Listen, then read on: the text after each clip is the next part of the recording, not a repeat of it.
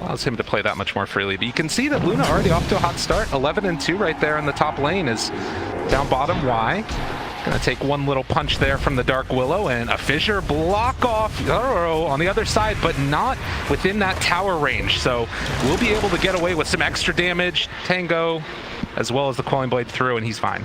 That's a nice fissure, though. Yeah. That's a pretty good chunk of damage on him there. Just the harass. Only has a single Tango left. No salves currently on Miposhka. So, you know that courier, you know, makes the call, rings him up, and it's going to be running with a salve in that top lane now. So if there's any chance here for LGD to score a kill, it might be sooner rather than later. Too true. Gotta look for that opening.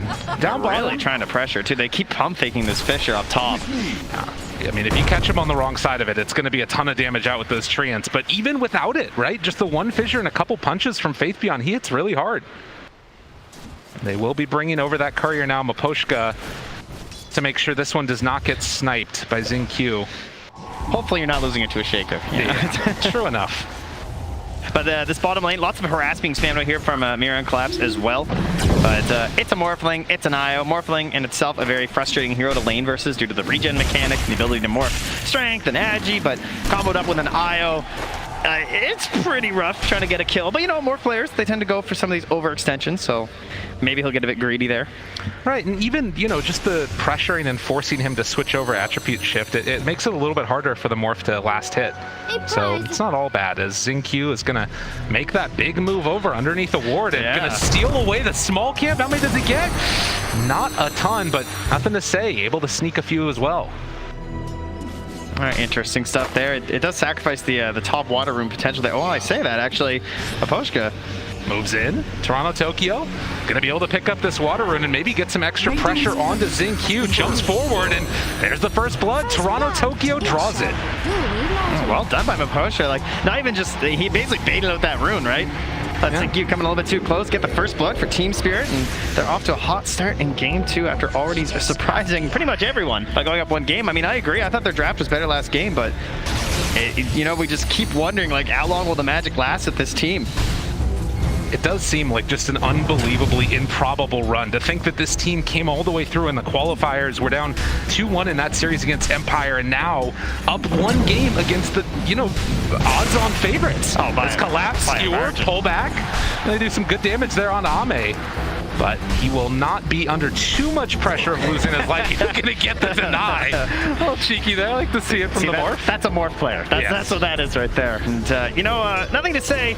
Maybe not a Pango player. I have some theories, guys. I mean, that was his, as far as I could find, mind you, I looked pretty quickly. That was his second professional Pango match. Yeah. Now, they played a lot of Pango when he wasn't available to play for PSG.LGD. And, of course, Coach Chaba stepping in, playing a masterful Pango. You know, he did really well, and we've had this discussion of like how he sort of controls the macro game to help these players so they can think more about their own heroes and their own item builds, and they have a clear identity of like what I'm supposed to do in this game. But if you're not experienced on the hero, that formula doesn't work so well. True enough. But he's got a less draft now. Much better hero for nothing to say. Very comfortable. Comfy time for nothing to say. And so far, he's doing fairly well. The early first blood onto Toronto Tokyo, giving that puck the advantage as another stack up on those camps. And now, trying to scout for these runes. Poshka just within vision there, and Nightmare. It's going to use a lot of mana there. And Toronto Tokyo gets the haste down bottom, so a little bit of luck and a little bit of good rotations, helping out Team Spirit. Yeah, even threatening to have the TP in there from Posh will be all right, and actually just starts going right back on the aggressive.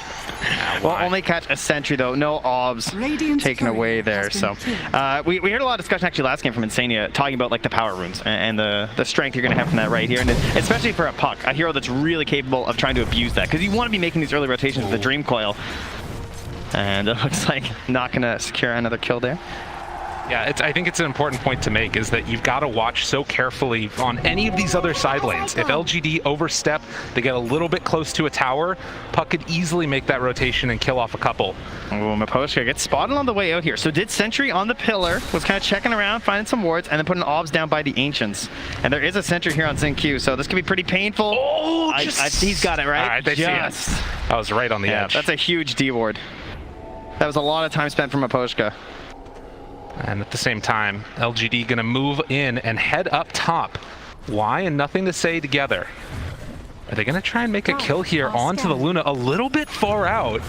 And we'll see if they can connect with this one, but... This is a tower kill gank. Yeah. They're ganking that tower. It's not moving. They don't have to worry about it. Luna, she's kind of fast, you know. She's got some night vision, maxed out Lunar Blessing. But a tower, it doesn't move. True enough. They're going to move in and next take hero, Darcy. Can she just throw the tower somewhere? It's a possibility. Idea. Dare to dream. Okay, that went down really fast. Yeah, this is a problem potentially. The early group up right there and the fact that you can't really contest it at all. Yadoro heads back into the jungle to farm up his medium camp. Look at Mapochka. He actually got spotted there. He did step in vision for a moment. And a correctly drawn line here from Y, I believe, is to his current path. But they did get down that ward. We'll see if that one gets taken away by LGD. As down bottom, able to go for the RP now, connecting on to Ame, but I don't know if this is going to translate into a kill. No, they don't think so, at least. They're not. Oh, there we go. Yeah, they bring in the IO as well, and that's going to be more than enough. Ame backs away perfectly fine. Poshko's just like, can I get something done here? You know, my wards. A little D-ward in here, just roaming around. You know, it's actually Y, who's well known for being such a roamer, but on this IO having to play a little bit closer to his ally. Yeah, it is a little bit of a change-up in styles there. We saw a bunch of that rotation going on in the last game from him, as Mapochka, on his Bane, finds another courier kill. Yeah, for Y, despite being a 5-player, he actually gets often categorized by like some of the information scrapers in Dota as a roaming hero. We've been told by some of our stats people, just because he spends so much time going between the lanes. Ame, Collapse, facing off with each other. And just the focus right now on the farm, stacking up the camps. Ame again moves up to come and contest this, and Collapse, I don't know if they're really going to be able to do all that much to stop him. Very interesting, but Fissure up top. Now the follow-up, looking for it. Faithion there as well, and this is going to be a kill. That's a pretty stark difference to the 3 heroes stalking the Radiant carry, you know? They gotta get this kill, right? They gotta get something here, that's for sure. Mapochka's waiting off to the side. Nightmare down a couple punches, but they bring in the IO, trade off that Nightmare, and that's gonna be more than enough for the moment, but why? Also dropping low, not low enough. Instead, they turn, find Collapse. One more touch is not enough with Faithion. TPing in, they might be able to find him here. That was the trusty shovel, keeping him alive. Yeah, heading down to the south. TP is available, but Collapse in some trouble. Does the Spirit connect? Ugh, not quite gonna be on the mark. He gets out. Trusty shovel indeed. Up top, nothing to say. Zoning back Toronto Tokyo as he kind of came in to invade on the Ancients, but the pressure will stay in the bottom lane. And we already saw how quickly that top tower went down. No point slowing down here for PSG.LGD. It's interesting though, right? Because you can see that this is a dynamic that we've seen multiple times throughout this tournament. You have Team Spirit with a little bit of a lead, even though it's LGD that are taking down more of the towers. Just that stacking up, farming mentality we're seeing from Spirit right here. And look at the treants put out here. They're watching for Toronto Tokyo, right? Yeah. Because they know that everything's on this Dream Coil. That's by far the easiest way for them to initiate. So you just fan out your units like that from Faithion. And unless they're going to smoke in, you're going to catch that puck. And instead, they're going to find the Dream Coil towards the mid lane, trying to take down this ledge. Do they have enough? Yes. Toronto Tokyo picks up that kill. And with that, a 3,000 gold lead this early on for Team Spirit. Bit of a theme, I feel like, from these two games from PSG.LGD. Ame did a similar thing last game on the Ursa, where he kind of stayed in an area which seems like, surely, you know, like you're in trouble, you know? Right. He ended up dying on the Ursa in the top lane. And this time, you know, at least they got a favorable trade. They took a tower after that, which I think was part of the plan for PSG.LGD, but they were able to zone back on that bottom tower, shove the wave back out, and now even Collapse running in behind the tower, checking for a courier and everything down here. They're not willing to just, like, you know, give you the, like, take the kill and then just give you the tower. They're able to defend after as well. Right. Oh. Okay, but now that pressure is coming mid. Mira. They're going to get onto the Brambles. Thought about that RP, but calls it off afterwards. And again, nothing to say in the mid lane, starting to push down this tier 1 tower with Xingqiu in tow. And why? They'll get it. It's so interesting to me, right? Because you think about traditionally what people think of these styles of play, and Team Spirit definitely going the more farming route in this one. You saw there for a second the last hits that Yatoro has. 135 compared to the 69 of Ame. Yeah. Oh, yeah, they're actually spotted out here, but they're not going to have anything in time to catch. But that also comes back to just the idea of punishing that Dream Coil, right? It was used. You killed me. All right, congratulations. But I'm a Leshrac. I don't have any cooldowns. When I respawn, I'm coming right back. I'm taking that tower. But as you said, to the timings, like PSG.LGD, Y had said before, like, we love picking for scale. We like to be very balanced. We're comfortable going late because we think we make better decisions at that point in the game. And even though this is a pretty fast lineup from PSG.LGD, it does have some late game tools, right? The Morph Shaker, of course, if you get to that, can really go against anything at this point. It is a little bit terrifying. You're not wrong. Actually queuing up the Dragon Lance right now on Ame. So obviously could maybe disassemble that later and build it into the Axe if he wants. Yeah, we see that a lot versus the Luna, because it makes like a really nice little matchup, right? Where she's kind of got this like zone that you're trying to play out of and kite her just a little bit. Gives you that tank ability versus all this magic damage there too. Really balanced item to start out with. Dire's top tower is So under Team attack. Spirit nursing that 2k gold lead, as on the other side, LGD trying to keep the pressure onto these buildings. Up top, nothing to say is there. The 4 points in Edict forces out the glyph. Dire's structures are fortified. Wow, that was a pretty easy glyph to get, not gonna lie. Yeah. Didn't have to commit that hard at all. I mean, Collapse had already TP'd up there too, so I can imagine they'd like to go for another one soon. And as we approach, you know, sort of past the laning stage, we start thinking, you know, how's the Roche look in this game? They could take it relatively early, right? You get an early DD with this lineup with Nature's Prophet and Morphling. They might opt for it. Look at this movement in before the Blink Dagger on Shaker. Oh, Nightmare by Mapochka to dodge the stun, but Yador is still in some trouble as they run him down. It was good, but it wasn't good enough. Toronto Tokyo's coming, but they're too tanky. I mean, you see these stacked up heroes, maybe you're, you know, sort of thinking about going in for the Dream Coil, but it's a bit too much. They're just so tanky right now. And instead, they try and find a pick off here. Nothing to say. The rest of his friends a little ways away. Xingqiu making the move over. They're going to get the Terrorite. That's going to get the Tether Snap. And afterwards, the ulti coming from Willow, but nothing is taking the regen from Y. Keeping his core player alive. With the wand, with the IO, this early hood into the Eternal Shroud as well. They're going to have some issues bringing down this Leshrac without the Luna being there. Yeah, I mean, you just get blown up like that. I mean, obviously a great Nightmare dodge of the stun that came in, but in the end, need to get that BKB online, as we've seen time and again, and Yadoro's trying to get towards it now. As LGD starting to cut a little bit into this lead here. Also getting a little bit of free time right now for Ame to farm up. Yeah, I think Toronto Tokyo is starting to just think about like his role in this game, what he can do. You know, Puck obviously pretty versatile in terms of the builds. They even an early Aeon disc here. We'll have to get out of this one. Even go for the a TP in there. Very nice play to even preempt that by blinking somewhere else for the TP. Could have set something up there. They also have the Orchid ready on this push here, so with the relocate in 5 seconds, everyone can be top lane right now for PSG.LGD. For Team Spirit, they don't see very much. I mean, they're rotating a lot of heroes to that bottom lane. I think they just have to go for the counter push. Yeah, there's no other play really, and they have a glyph still on LGD as well. They need this Blink Dagger on Collapse before they can defend. It's going to be too much too quickly otherwise, and you can see getting very close. Collapse just going to farm up the rest of these camps here. Well, bottom, Team Spirit trying to pressure that in. Toronto Tokyo, he's got the Veil. He's got the Blink. He's thinking. How bold is he? This guy's crazy. We've seen it time and again, and Faith Beyond shows up. He just wants the creeps. That's all he's going for here. Oh, Faith Beyond spots him. The silence is there. That's the Orchid reveal, and he is mega dead. Yeah, he's really greedy. Yeah, it turns out. Oh, you know, you got a full creep wave. That's quite a bit of gold, too. True. But almost a certainty when you go over that play. This does stop the backdoor protection, though. So this is going to stay alive a little bit longer, forcing LGD in this area for a bit. But eventually it will fall. And already 50 on back to that bottom lane to just push that back out, too. So very well orchestrated there from PSG.LGD. But the courier, it holds the key. Ice Frog, little courier, delivering a Blink Dagger to Collapse. So, you know, he's got a few more things queued up there you guys might have seen already in this tournament. The Shard, the Force Staff. He's made a couple plays. Perhaps some highlight reel ones. He's been absolutely spectacular. I think he needs a couple more this game. True enough.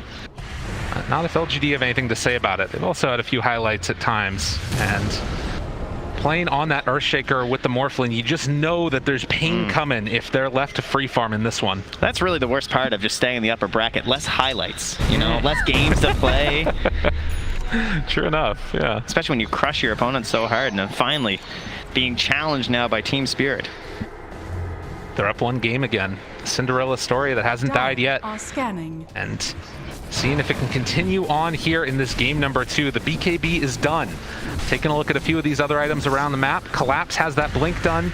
Xingqiu getting closer to his, has it completed as well now.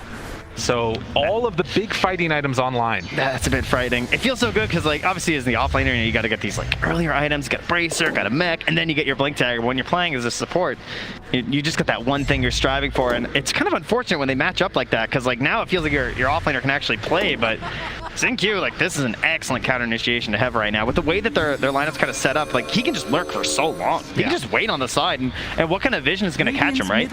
Maybe an orb. Maybe you can take a fight at night like this and have the advantageous vision. Oh, but the skewer back immediately onto nothing to say, but he's going to live through that. Nice jump out there. Xingqiu saving the day even under that ward. I mean, they have relocate, they have Fisher. Yeah, they were super ready. That is a tough one, but at least the relocate gets burnt, right? Yeah. So that is something for them, but immediately into the Roche. Oh, and LGD gonna make a bit of a sneaky play here. Did Team Spirit know that this is going on? Where's your DD, guys? They're gonna have to push. I mean, this is down to about half HP now. Team Spirit, it's really well covered by the vision of LGD as well, but they're going to smoke up now. Can they get there in time? Aegis, it's super low now. They pull back onto Xingqiu. Going to try and take him down first. And they will get that kill, but it comes at the cost of the Aegis on Ame. No leaving it in the pit this time for any other teams. No. For IG, everybody knows. To the impurities. At the very least, you do get yourselves a kill from that, but surely still happy, you know, Xingqiu. That's basically an exchange. Sometimes you trade a Roche for a tower. Sometimes someone on your team just needs to go and kind of feed to block out the smoke. And in this case, that was just a small feed to help things out here. So another game where, like, the kills have also stayed pretty low. True. From game 1 and game 2. Feels like teams are being very picky about their engagements. So much on the line. It's incredibly tense for these teams. And again, you start to wonder how much the pressure is going to be affecting these plays. We'll have to keep our eyes out for it for sure. But Ame with the Aegis, another 4 minutes with this. And I believe this is going to be the Manta coming out pretty soon for him as well. He can start to play with a little bit more freedom here, potentially. And currently they already have amazing vision in the top lane. You can see this ward just been staying on the high ground here. About a quarter of its duration left. Nothing to say. Feels confident enough to be up there. They already control the outpost since they took that tier 2 so early. Team Spirit again just forced to try and hold on and try and build everything up into Yatoro this game. Does of course have this buffed up carry mentality that we've been working towards in this main bracket event for pretty much every team. You're going to have the empowered Luna. But, you know, it's not the wolf bite, it's not the tiny. So Yatoro got to do some heavy lifting here. Potentially, they have a Nightmare and then the walk away. They actually relocate into this one. There's relocate, there's Nature's Prophet. You know, it's very scary. If you don't have that really quick burst, you don't really want to take it right now for Team Spirit. But they forced out some rotations at the very least. They got to try and hold this tower, I think, or else this really wasn't worth it. No IO save this time, though. That's the danger of the relocate. Nothing to say outside of vision.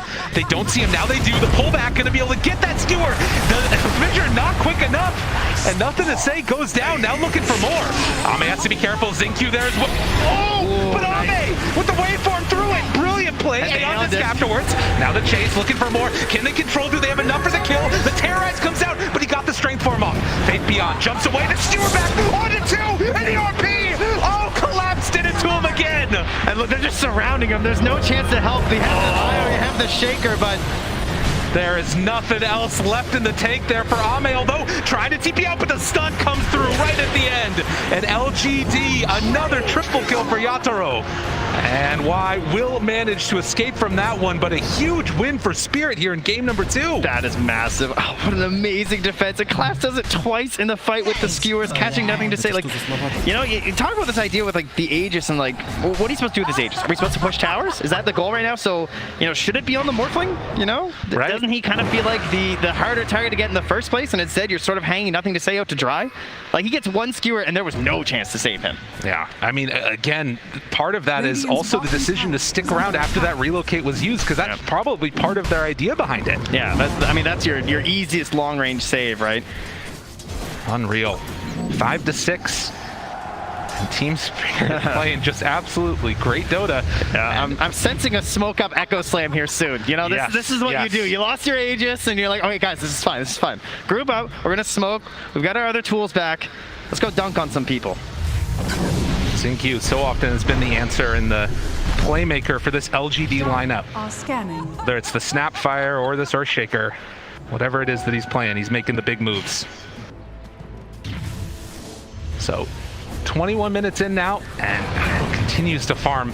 I mean, this is the thing that's really scary, right? Like, how many times have we seen these Lunas just get completely out of control and then just walk high ground with an Aegis? And now it also feels like they have some of those tools with the Blinks Online to actually win those Aegis fights as well. Yeah, sometimes they don't leave that high ground. It just takes one sort of mounting up there and it's over. Part of the reason why they can be a little bit patient here for Team Spirit, but patience, you know, that's not something they're very well known for. Oh, scary. Invis.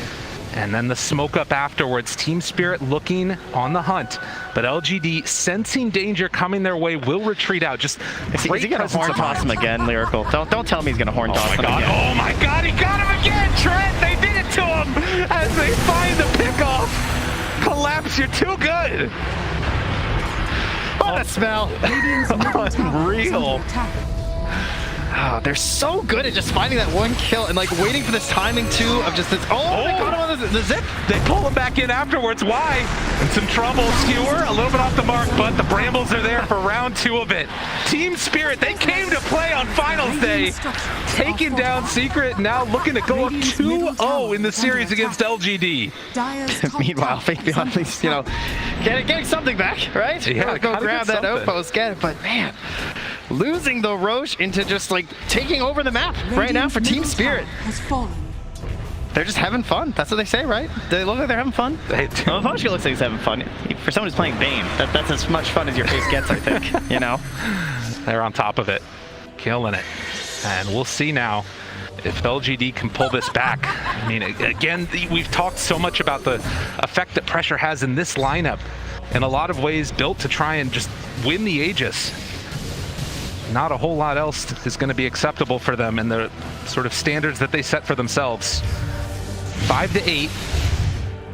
I love how you see the sentry they put outside the base too, because I had the same thought. I'm just like, where was that ward? Like, how did this Magnus do that? You know, and just nothing. Collapse is just too good. He just feels it. He just goes. At the very least, yeah, it's a lot of sentries. They're all over the place. And, you know, that's because they also have the gem, I believe, still, yeah, on Toronto, Tokyo. So they know that they're in trouble when it comes to the vision game, and so you get into this place where you're just kind of spamming them everywhere. And you know, you heard our lovely draft panel, as well as Insania, talking about like the sustain and everything, and Insania pointed out just like how much more valuable that healing is on the earlier end, right? You know, yes. About trying to get as many of these mechs and these holy lockets as early as you can in the game, and when you have to spend on sentries, that can be a bit tough. But at the same time, you have a Shaker on your team, so you're making a sacrifice in terms of the gold to ensure that Blink Dagger is going to be there. Unfortunately, they haven't really gotten much out of the Shaker. A couple nice saves, but Xinq's still waiting for his big moment. And it's tough, right? Because you have to sort of go in and make that chaos happen first with the rest of the heroes on LGD, and specifically Nothing to Say. And he's built all these items to try and stay alive. The Eternal Shroud, going for the Halberd, now into the Plate Mail. And it has just not been able to be enough to keep him alive against the big plays from Collapse. MVP in this game too. And now, it's nighttime once again. So what do? We smoke. You got night vision, right? You have the advantage there. They're gonna have to rely on the treants from Faith Beyond if they want to scout some of these plays out. That is the vision that they have at night. But the edge certainly belongs to Team Spirit. Absolutely. As they move up onto the high ground, Xinq feels like he's safe, but they drop down the ward right away. Xinq manages to get out of there, has that shard to create that separation. But again, a ward dewarded and taken away vision from LGD. They're just going to do the sweeping motion here, right? They actually scanned ahead to see if he could blink in there. He's checking the high ground. Yeah. Collapse wants this so bad. He's ready. He feels the moment, dude. He is so on top of it. Waiting for the vision. Yeah. Nothing to say, he's going so far back. He's like, no. He knows. Fool me. Oh my god, that was close. Fissure afterwards. They're sensing it. They back out of there. He is feeling it today. Came close there. I mean, that's what's so cool about the spell, though, is that you can just fish. Yeah. You know? Sometimes you're not going to catch anything. So Sometimes you get yourselves the big old whale. You know what's also so interesting about this? Like, those 2 outposts are still held by LGD. They're keeping so much pressure on the map by LGD, and Team Spirit, it doesn't look like they're that interested in trying to take it back. They're just looking for those kills now. Yeah, and unfortunately for them, it's going to be a very long Roche spawn, because that's kind of what they're playing for right now for Team Spirit, right? It's just like, we don't want to rush anything. We just need one more good fight. We're going to clear this entire base with our Luna, and we want the Roche for that. So they're going to be trying to control around the pit. Someone's going to sit in there. They're going to wait. They're going to be very disappointed for 2 minutes and 20 seconds. There you go. And that's just time for PSG.LGD. So what can we stall for here is the question. Shiva's coming out relatively soon for nothing to say, but the Aghanims, that's what we're stalling for. So whenever you get in trouble as a Morphling, you look to say, how good is the next game is it? And it's like, oh yeah, right, we picked Morph Shaker. So we do have that going. That's going to be the big window that they're looking for. Only 2 points in Enchant Totem right now for that Shaker. But can still be devastating with all the lockdown that you get. Now, interesting things that we're going to have to watch during that, though, will be the fact that it's the Aeon Disc on the puck, right? So they're going to be looking to catch and chain and even just try and, like, go through that stats resistance while it's actually active on Toronto Tokyo and just try and, like, keep chaining him down because he's not going to have the BKB. Radiant's middle tower. And then after that, we also know that Collapse, he really likes these kind of cheeky items, right? He doesn't like BKB. You see the plays this guy's making? There's the Aeon Disc out. Toronto Tokyo not concerned, just blinks away after the Aeon Disc is procced. And also getting that D ward again. So the question will be, when they come high ground, you know, will you find this big Morph Shaker play? Are you going to catch these heroes without the immunity that they need to survive what is obviously a pretty terrifying duo of heroes? Faith Beyond shows for a second. Collapse, looks for an opening, sees him there. There's an opening, the horn toss, the pullback with Skewer, and immediately gets the kill. Nothing is free, not even pushing out a wave. That's the kind of punish that you need. I mean, they felt pretty free on this map, right? Because they are moving around as a single unit for Team Spirit, right? And that's why we're spotting some of these heroes just like Faith Beyond's randomly in a spot pushing on a wave. Nothing to say. That's why they were able to control the outposts for so much longer than you might expect, considering the situation that Team Spirit was in. But the punishes are free, and so they will go back once more for a disappointing look inside the Roche pit, and then wait another 30 seconds, and then they'll go back and do it again. But look at this. They have that Aghanim Scepter done on the Morphling now. Puck also just finishing an Aghanim Scepter and has an Arcane Rune bottled. They're like sending in Wipers. Just these slow movements in. Ready to tether back off Sentry. It's going to catch both. They have vision right away. They know they're there. Collapse. Oh, he doesn't go for it. We've seen them go into these trees so many times. Collapse. I would not be surprised. He's thinking about it. Xingqiu is back there. Oh, they're just baiting out. Yeah, they're waiting on it. And Faith Beyond, in the meantime, farming on the other side. The Radiant, they scanned that pit there to no success. They're going to send in the Treants, though. So, PSG.LGD, they're in the know. They've got the Morphling, with the Aghanims, with the Shaker, and a team that really wants the Roche. They have a plan. This could be LGD's comeback here. Can they make it happen, though? And how long can you sort of like control and force the focus of Team Spirit to be here, and what are you gaining on the rest of the map? I mean, again, they're fanning out a bit here, and you have the global teleportation off of 10 seconds for Faith Beyond. Yeah, you have Ame just farming the Dire Ancients right now, so are they going to give up this There go the Treants. I mean, they know they're in there right now. I highly doubt they just give this up for free. I don't know, is it still inside here? They're moving over now. Faith Beyond getting some Treants out, starting to move into position. They're going to lay down these brambles. They're actually doing this so slow that maybe PSG.LGD are just kind of fine with this. Are they really going to give up Roche for this, though? I think they just can't get into position, right? I mean, they don't have the best vision around the area. They actually see absolutely nothing right now, so I mean, they know they're in there. They've sent in the Treants, but again, how do you get that initiation when, you know, you're so reliant on, you'd rather just fight on the high ground at this point. All right, well, LGD give that one up. We'll see if that comes back to haunt them later, as Mira is going to push out this lane up top. Faith Beyond very close, and they're going to have to deal with their lanes, because this is one thing that's definitely beneficial for LGD is their split push potential. Faith Beyond, BKB with that Orchid. Xingqiu shows up. Yadoro up on the high ground. Nothing to say there as well.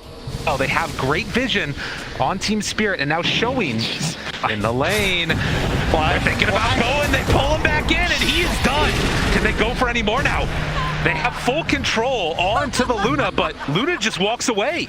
Dire's middle tower. Living yet again. Yeah, I don't know. I don't know if he's thinking about, like, is there a buyback play there? Because that's a pretty bold sentry to place down. On just like that, Team Spirit with Aegis in hand.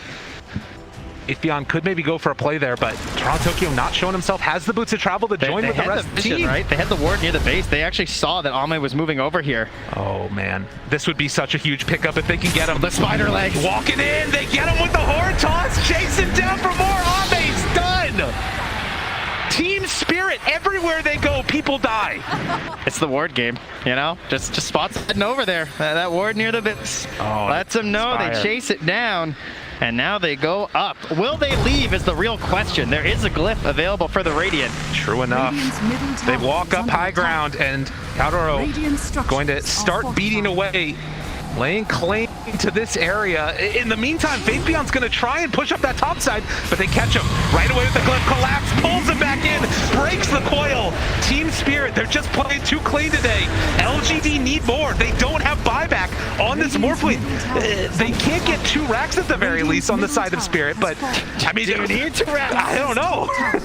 That's a good question. Well, maybe Faith_Beyond is actually starting to take this one down. Now the jump in. There's the BKB. Faith_Beyond still has that Orchid available, but the turn off to the side. Oh, great Orchid to interrupt, and that will be enough to get him out. That was really well done with the BKB TV. It's like there's one answer, right? Yeah. Finds in there with the Orchid, so well done indeed. He will at least take a tier 3, so that's something, but of course there's still time, you know, 2.5 minutes for a Luna to just run back to your base. She's pretty fast. You're not wrong about that one, and can start pressuring down to their towers. There's no more glyph either. The Team Spirit want to make another run at this with the Aegis. They're just so far ahead already. 10k gold. It does not look particularly close. Yeah, the boots of travel there from Tokyo, so he's just able to push out this bottom lane. He can be there in a flash too, trying to match some of this global capability that's there from PSG.LGD, but they're still waiting for their shining moment of Morph Shaker. They are in this game, believe it or not. Just haven't had an opening. Satanic now done too for the Luna. Couriers just flying in everywhere, dropping off all these new items to Team Spirit. I mean, Yaro's almost 10k gold up on the next hero on the enemy team. LGD just don't have an answer for this Luna, particularly with the Aegis.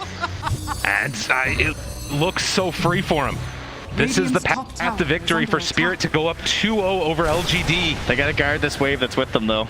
Faith_Beyond has caught the next one. They're scanning that he's actually still there, so he's going back. Toronto, he's gonna try and hunt down Beyond. Oh, and off to the side, they get the vision.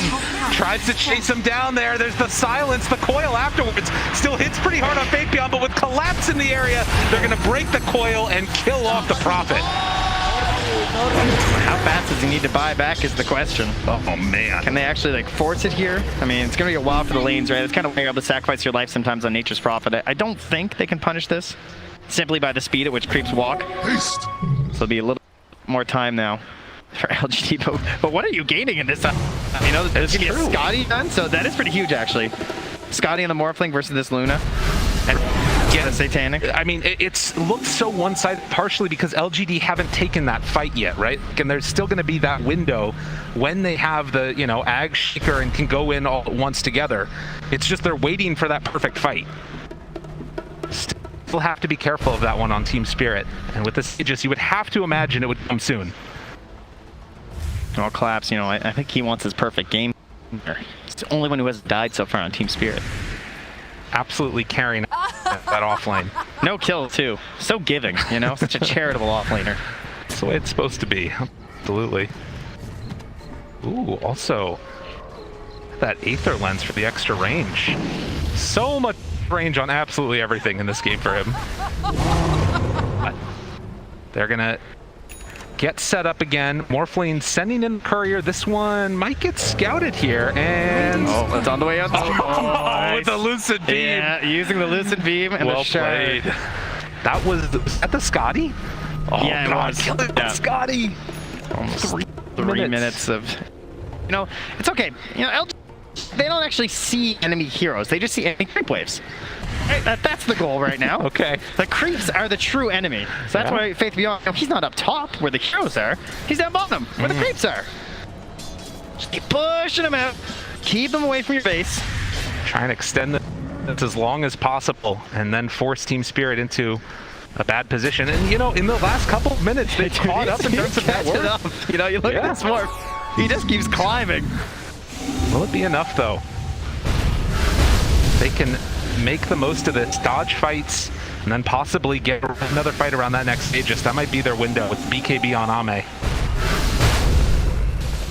I think what's very impressive from Team Spirit is how long they have just kept this single ball rolling around together, and they're not panicking. There's a lot of teams that get to this point where it feels like you've been roaming around for so long, and now the Aegis is gone, so people said they fan out a bit and they farm, right? Yeah. Morph Shaker will punish that with relocate, with a nature's problem. They will find you. They will kill you if you try and go out on your own.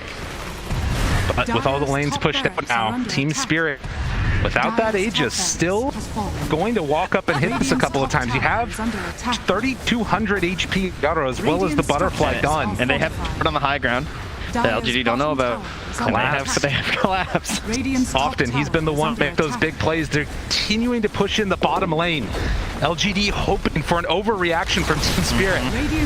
As they walk up, start to hit these racks, but likewise, bottom lane is they've morphed in as well, actually. He's fully committed to the Shaker. Terrorize afterwards, caught with the fear and the horn toss to pull back. They got nothing to say. He's so They don't have a way to get to him. He is going to die here as they get the Fiend's Grip off and the eventual right click down to death. Oh, Toronto Tokyo in the back. He caught one on the way. Gets one! On to ZQ, he's in trouble now as well. They find themselves another pickoff potentially here. ZQ, nothing else left, and the take falls down. That's a nice play. Very heads up there from Toronto Tokyo, just not letting him just get away with offering up the sacrifice of the last rack. Not just the goat. We're going to take... What is she? Cow? There you go. We'll take that too. Yeah. They're keeping these lanes pushed out. This is the only thing. We've seen a couple of teams, you think back to that Secret game, they were able to keep the lanes shoved in constantly and eventually win with an all-in push. And that might have to be what we see from LGD as well. Maybe a relocate play with Morphling or something like that. No, don't. Do not say that. I won't allow it. You won't not allow here. Not some DD relocate Morphling. There's a chance. There's potentially a way. You got to be careful of your Team Spirit. With this global potential that they have on LGD, anything could happen. Radiant's bottom tower has fallen. The last outer tower. Now gone. PSG.LGD. On AC done. And Team Spirit starting to sense Roche going to be back up. 10 seconds. And with that, it could be the window to close this game out for Team Spirit. All right, refresher eggs. What do we?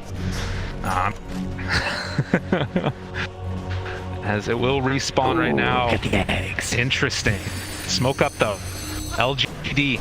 Is this finally the fight that with? They've been sitting on this Ag Shaker for so long. Or Ags rather with the Shaker. BKB now done to boot. Yeah, that's a good point though. Maybe they get ZQ and eggs here. Yeah, that would be kind of nice. You can see Team Spirit not comfortable just hitting away in the Roche pit. Nothing to say, walks in. Yadaro up front center. Jeez. Nothing to say, they jump in. There's the control. Damage out. Roche instead buys back immediately. Yadaro turns to fuck, destroys. Nothing to say. They got him. Caught to the side. Ame in some trouble. Hitting from the low ground. How many pieces are there? It doesn't matter. As they chase him down and kill him off. A great win for Team Spirit as they will find more and more. Unbelievable. Oh, the chase continues. Down and Echo afterwards trying to buy a little bit of space. Nothing to say, but can the kill collapse? Trying to take him down, but no, it won't happen. On the side, Toronto Tokyo will fall. But the stun afterwards, Yadaro moving in. He's big, he's bad, he's Luna trying to kill him off. The fear, the pullback, he's got him. ZQ looking dead as well as they turn and hit. Another one bites the dust, but they pop back now. On Zip, face beyond getting absolutely shredded. Yadaro is too big. As they catch him in again and push back, they've got him caught and gonna maybe find the kill. Nothing to say, down low, dead. Another huge win, Team Spirit. They won't be denied. The Hornhouse catches on the ZQ and Yadaro just slaughter. The way they play these fights, they're so in sync with GG is called.